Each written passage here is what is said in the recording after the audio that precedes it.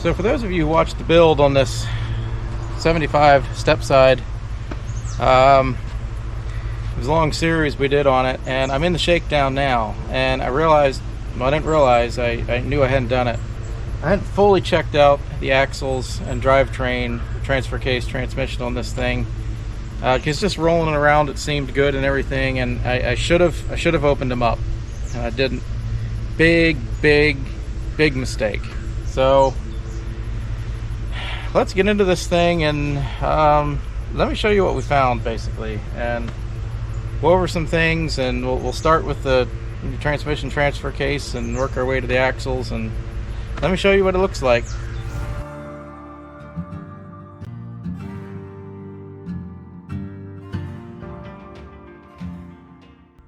So the drivetrain on this is a little noisy.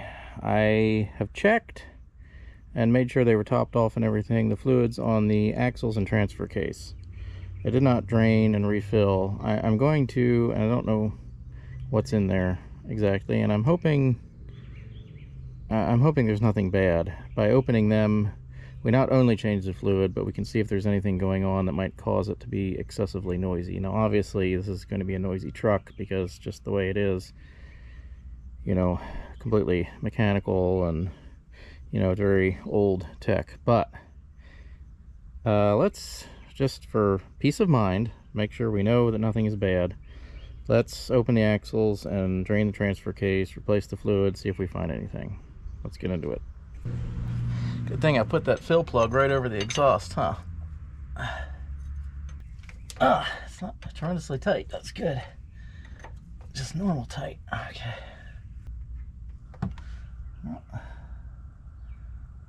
I'd say it's excessively, I mean, it smells really good, looks really good. There's no water, nothing.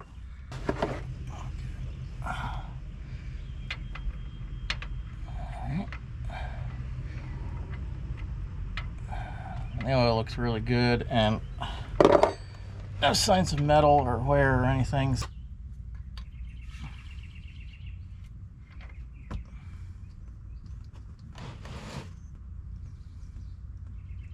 Yeah, I mean, that also looks good.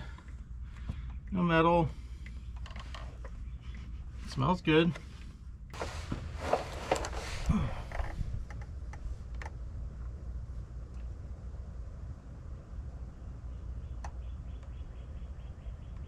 So I mentioned it before in some of my other videos, but you got to be real careful with the SM465 because it has brass, bronze, white metal synchronizers basically, and if you use GL5 spec oil, that can be corrosive to them, and you can ruin your synchronizers pretty quick.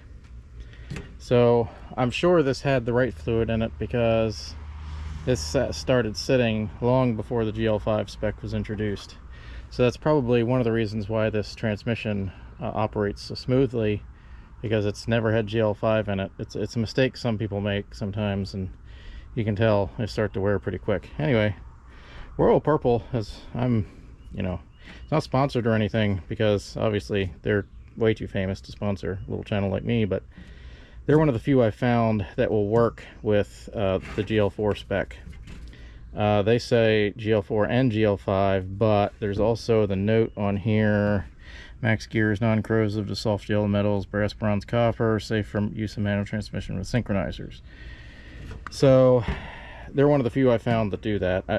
There may or may not be a couple others, but I've been just using this because I know this is the way to go. So it is horrifically expensive, but it's also good oil. So let's put this back in the transmission, and then we'll move on to the axles.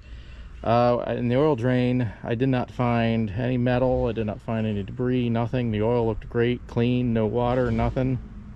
I mean, it really, the transmission and transfer case oil looked absolutely fantastic. So I don't think that's any of our noise issues, or, you know, excess noise anyway, over stock. So maybe there's something with the axles, or it's stuck in four wheel. Maybe one of the hubs is stuck. I don't know. Let's put this back in and move on to the axles.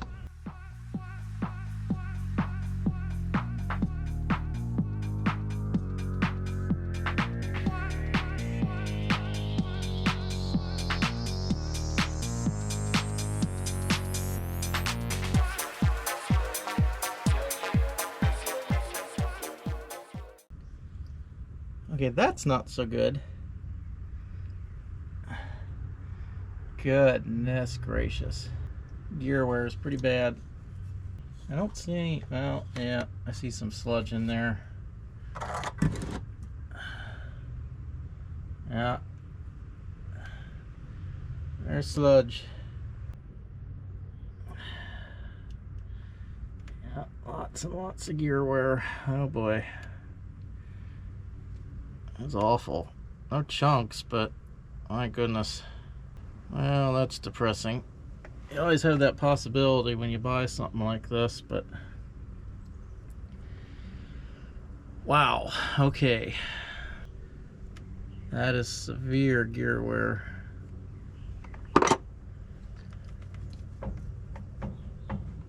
Oh man, yeah, the backlash is pretty bad. It's there's I can see where there's different wear patterns worn on here, and it's worn in really good. You can see it's worn in worse by the edge, but it's really sharp out here, and it's sharper, not so sharp in the inside, but it's bad. Goodness gracious. Okay, well, I guess this is the source of a good portion of our noise then. Yeah, the pinion's worn just as bad. I don't even think it's the pinion bearing so much as it is. I think somebody got the gear set completely and utterly wrong on this. Just awful. And that's what happens. It just eats away at the gears immediately. And it looks like they drove it like that for a bit. I feel like somebody just threw this together in their backyard and didn't even... I don't have the facilities to fix this properly. I need a garage. Suppose I could get another axle and do a whole axle swap. Well, this is what you never want to see on a gear set. This thing was about to launch itself to Kingdom Come. I'm glad I didn't push this too hard. Well, I'm going to admit I'm severely demoralized here.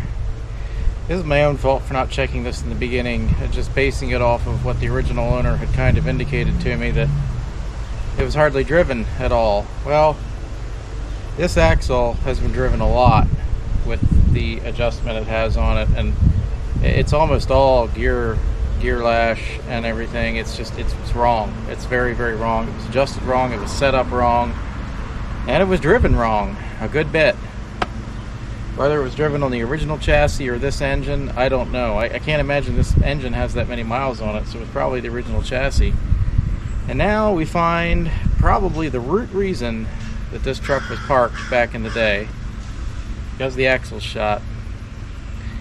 I am looking at way too much money to repair this axle, because it's not too much money for the truck, it's too much money for me. I don't have it. I can't just go out and raise it, and I don't know what to do. I mean, it's probably $1,000 in parts between the gear sets and the seals and the bearings and everything you're going to need to replace in there. I mean, the whole axle probably needs rebuilt.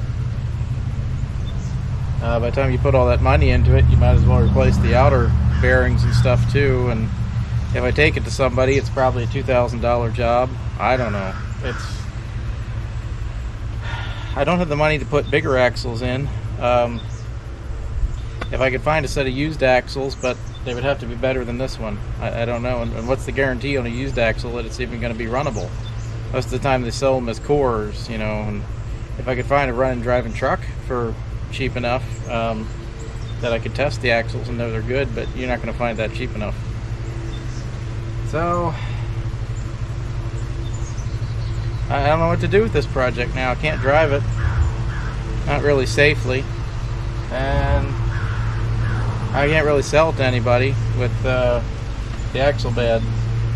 As always, comment down below. Tell me if you're anywhere near the Jacksonville area and you have a Blazer or Blazer axles.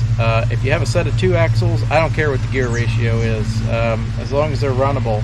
I just want to drive this truck. That's all I want to do. I want to drive it without fear of being left on the side of the road with exploded gear sets and axles. So I don't know.